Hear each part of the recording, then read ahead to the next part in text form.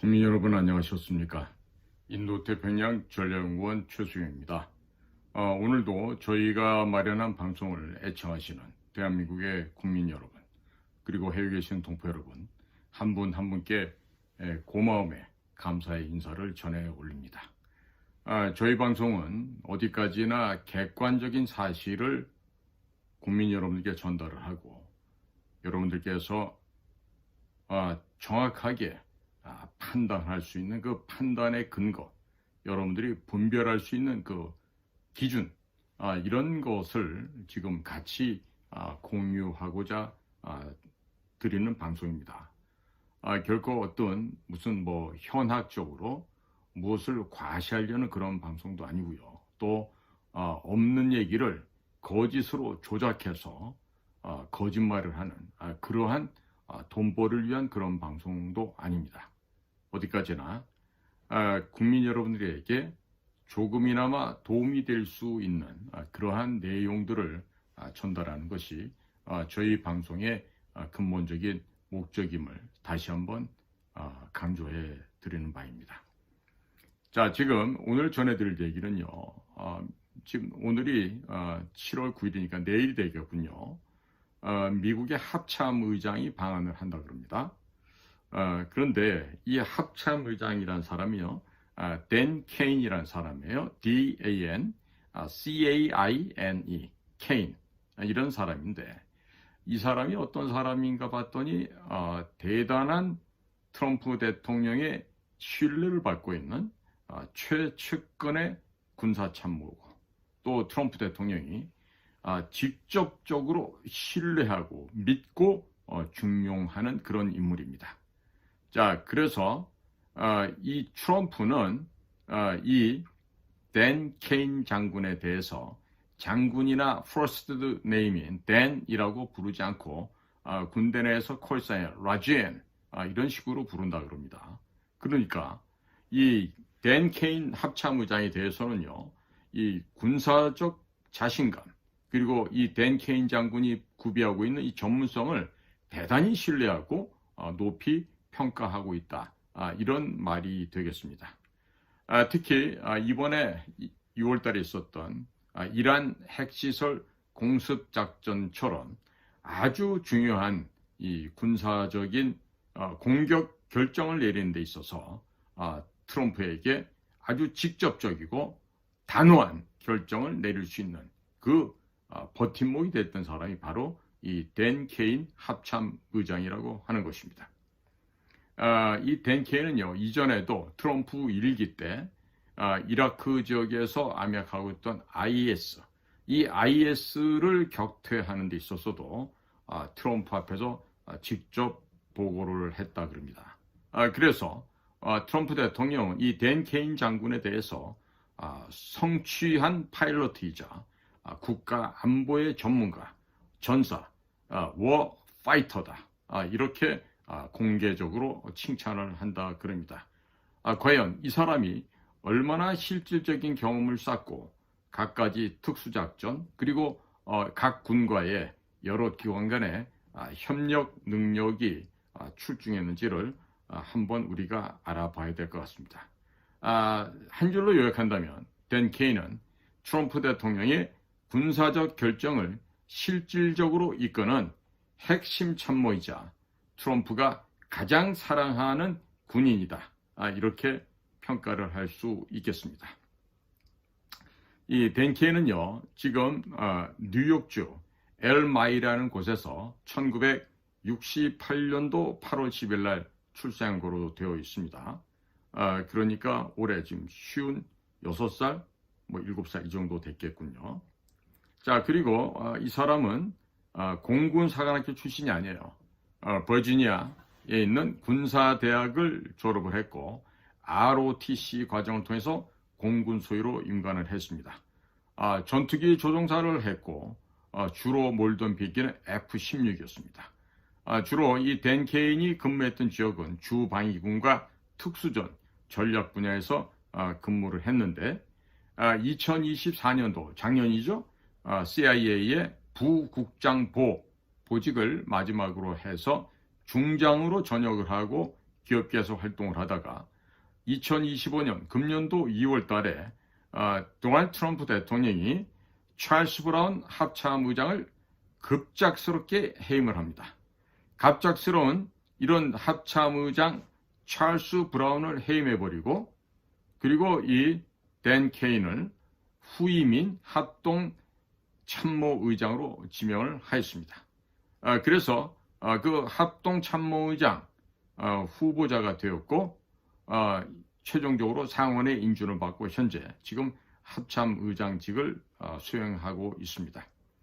특이한 것은 이분이 이미 전역을 한 예비역 장성이었는데 예비역 장군을 합참의장에 지명하는 것도 그리고 중장 별 3개를 이 합참의장으로 바로 임명하는 것도 전례가 없었던 그런 인사라고 하겠습니다. 그런데 이와 같이 그 규정상은 현역 대장을 임명하는 자리라고 합니다만은 국익을 위한다는 명목하에서는 특별히 이러한 요건들이 면제가 될 수도 있는 것으로 이렇게 알려지고 있습니다.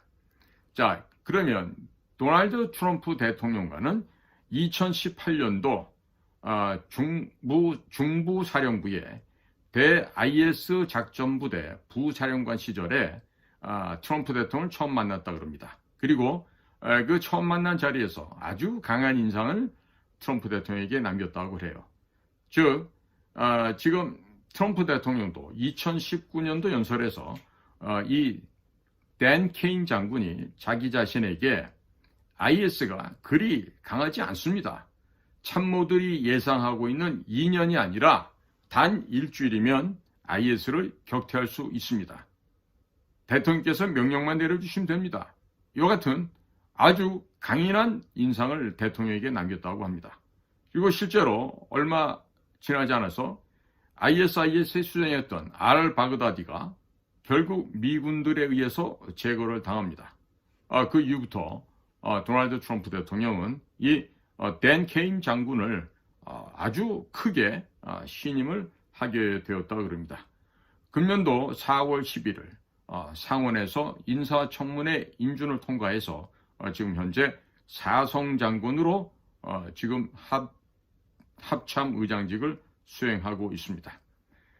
단 2개월 만인 지난 6월 13일 이스라엘의 이란에 대한 전략 공습 과정에서 트럼프 대통령의 군사 분야 보좌에서 또 공식적으로는 자신의 직속 상관이라고 할 수 있는 피트 헤그세스 국방장관보다도 보다 더 많은 발언권을 대통령께 행사하고 있는 것으로 알려졌습니다.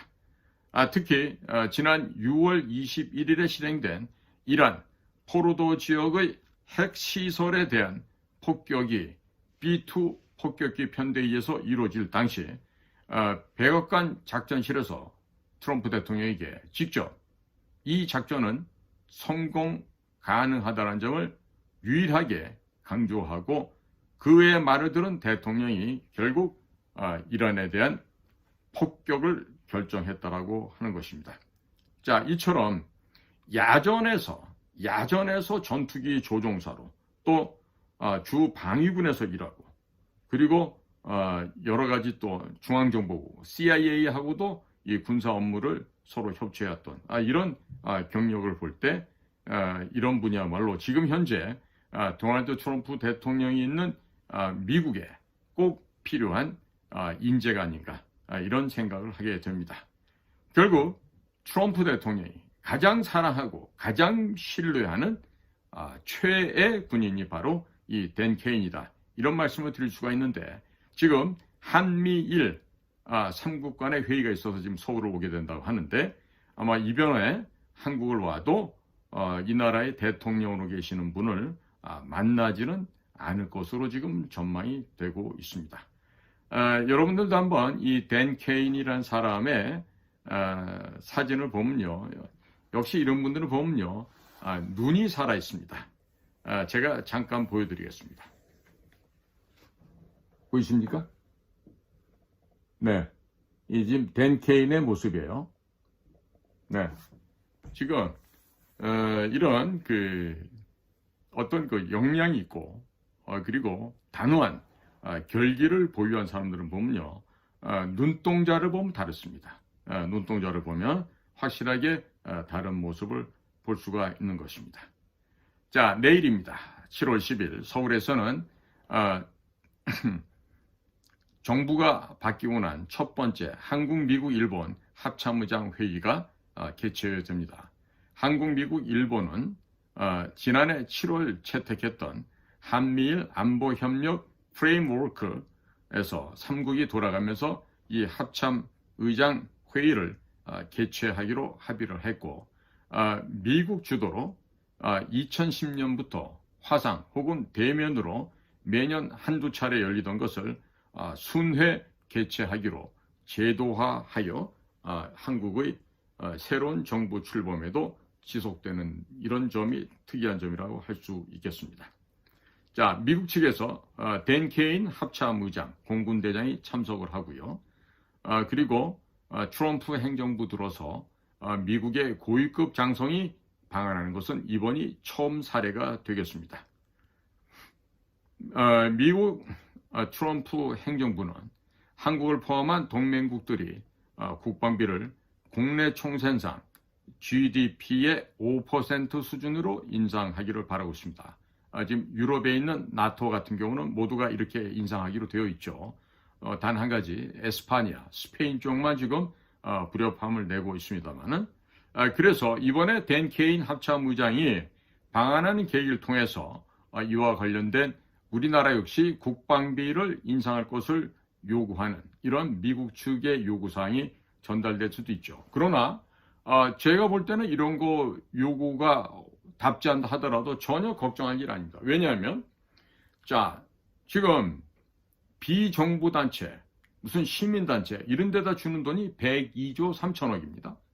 그리고 어디다 쓰는지 용초도 모르는 성인지 예산이 24조예요. 그럼 합치면 126조 3천억 원입니다. 그런데 126조 3천억 원이면 이 작은 돈이 아니죠. 국방 예산이 57조였습니다. 그러면 이 126조 3천억의 절반을 뚝 떼서 얼마입니까? 63조죠? 합치면 바로 국방 예산이 120조가 되죠. 자연스럽게 우리는 5% 수준으로 올라갈 수가 있습니다. 전혀 문제도 안 됩니다. 그리고 요즘에 이제 조금 기사를 올바로 쓰는 신문사가 간간히 보이는데 트럼프 대통령이 요구하는 100억 달러는요. 주한미군 방위비 분담금이 아니에요. 제발 좀 올바로 알고들 보도하기 바랍니다.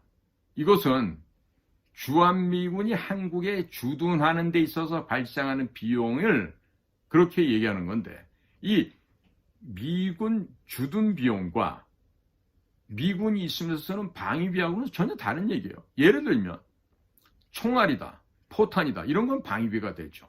그런데 먹는 쌀이다, 반찬이다, 배추다, 무다, 뭐 파스타다, 뭐 고기다 이거를 현지에서 조달하는 이런 것도 또 미군 기지 안에서 일하는 우리 한국 군무원들 그 사람들에 대한 급여 이런 게 전부 다 주한미군 주둔 비용에 해당하는 돈이에요. 그런데 이 돈이 총액이 따져보면 한 35억 달러 합니다. 우리나라 돈은 대략 지금 5조 원 정도 되는 것이죠. 그렇다면 작년 트럼프가 유세를 하면서 그 시카고인가에 어디서 그 이코노믹 컨퍼런스 랠리를 할 때 그때 나왔던 얘기인데 한국은 머니머신이다. 돈을 잘 버는 나라다. 이런 얘기를 하면서 한국은 100억 불을 내도 된다. 그렇게. 근데 그 이야기도 방위비가 아니었어요. 주한미군 주둔 비용을 올릴 수 있다라는 얘기를 한 거예요. 그리고 유럽에 있는 나토 국가들이 아주 인색하게 자기 나라를 지키는 데 들어가는 우리 미군이 독일에도 주둔하고 다른 나라도 주둔하고 있는데 자기들이 돈을 안 쓴다. 그러니까 돈을 좀 더 써라. 이런 얘기인데 앞뒤 딱 잘라버리고 100억 불 얘기만 하는 거죠. 그래서 저는 늘 방송에서 얘기를 합니다. 그 100억 불 다 주자. 그래. 원하는 데 주자. 그러나 이걸 효율적으로 주자. 어떻게? 제주도. 그 다음에 흑산도 옆에 있는 가고도. 그 다음에 우리 그 인천 영종도 공항 옆에 있는 덕적도, 그 다음에 황해도 장산권 옆에 있는 백령도, 여하튼 주요 4개 섬에다가 활주로를 건설하고 해군에 그 정박할 수 있는 항구를 준설을 하고 해서 해군 공군기지를 지으면서 해병대까지 합동 근무하는, 즉 한미연합군이 합동으로 근무하는 곳을 제주, 가덕도, 덕적도, 백령도 이렇게 해서 거기에 미군들 해군 공군 부르면 맨몸으로 와요? 다 무기 갖고 오죠. 자연적으로 철옹성이 됩니다. 즉 한반도 전체가 침몰하지 않는 불침 항공모함이 됩니다. 그렇게 되면 누가 좋습니까? 우리에게 이롭지 않습니까? 자, 그러니까 그래, 주둔병으로 100억 불 낼게, 35억 불 다 주잔 말이에요. 30억 우리가 내고 나머지 60억은 풀어서, 지금 건설 경기, 토목 경기가 얼마나 안 좋습니까? 다 지금 건설 회사들 죽어 넘어가고 있지 않습니까? 그러면 이와 같은 대형 토목공사를 일으켜서 제주도를 제2의 하와이로 만들죠. 제주도의 남서쪽에 가면은 과거 일제시대 때 일본 아이들이 썼던 그런 활주로도 아직도 남아 있습니다. 그러면 그런 곳을 조금만 손보고 또 바다를 개척해서 항구를 만들면 제2의 하와이가 됩니다. 예? 미국의 제7함대가 오도록 하고, 또 미7함대가 오다 보면 미국의 학교가 따라오죠. 대형 컨벤션에서 따라오죠. 또 뭐 병원도 따라오고 모든 또 다국적 기업들도 오죠. 하와이보다 더 번화하고 더 발전하는 그런 제주도가 될 거예요. 그럼 제주도에 있는 국제공항이 미주, 유럽, 남미, 오세아니아, 아프리카까지 바로 당일로 다 항공 노선이 펼쳐지는 이러한 전 세계적인 허브의 역할도 할 수 있는 거 아니겠어요? 그러니까 미래를 보고 대비를 해야 되는 것입니다. 돈을 함부로 쓰는 게 아니에요. 돈을 써도 명목을 갖고. 자, 보십시오. 미국한테는 그래 100억 불 다 줄게. 우리 명분이 서죠. 떳떳해지죠. 그리고 주한미군 주둔에 필요한 35억 달러를 우리가 다 낼게. 다 내는 거예요. 그리고 나머지 65억 불은 백령도, 덕적도, 가거도, 제주도 이런 서해안 쪽의 섬을 개발하고, 우리 울릉도 지금 공항 지어놓은 거 보십시오. 얼마나 기가 막히게 잘합니까? 에? 저런 식으로 해서 그 서해안에 제가 이런 그 공군 해군 기지를 지어야 된다는 얘기는요, 중국을 질식사시키기 위한 하나의 작전입니다. 예를 들어서 백령도에 이지스 어쇼 조직을 설치를 해놓고 사드를 설치해놓고 우리나라 사정거리 500km 되는 천물을 갖다가 배치해놓고 이러면 중국 애들이 바람 안에 모여서 북경을 지키려고 애를 쓰게 된다고요. 대련항이나 청도항이나 이까지 것들 박살내는 거 전부 다 우리 사정거리 안에 다 들어오게 되는데, 이런 식으로 미래를 보고 전략적 마인드를 갖고 국토로 활용하고 지금 토목산업, 건설산업을 갖다가 중흥시키고 이런 데다 돈을 써야 돈이 선순환되는 거 아니겠어요? 뭐 1인당 무슨 몇십만 원씩 주고 이런 거 해서 절대로 나라 개발 안 됩니다. 에? 자, 이런 생각이 있어야 되는데 없죠. 제가 볼 때는 전혀 이런 게 안 돼 있어요. 응? 그러니까 뭐 이번에 일본에서 그 통합망료장, 육상자위대 대장에 해당하죠. 요시다 요시히데, 그리고 미국에서 댄 케인 미국의 합참의장, 또 한국의 김명수 합참의장, 이번 해군대장인데, 그러니까 공군대장, 해군대장, 육군대장 다 만나니까 이제 좋은 얘기가 나올 수 있겠네요.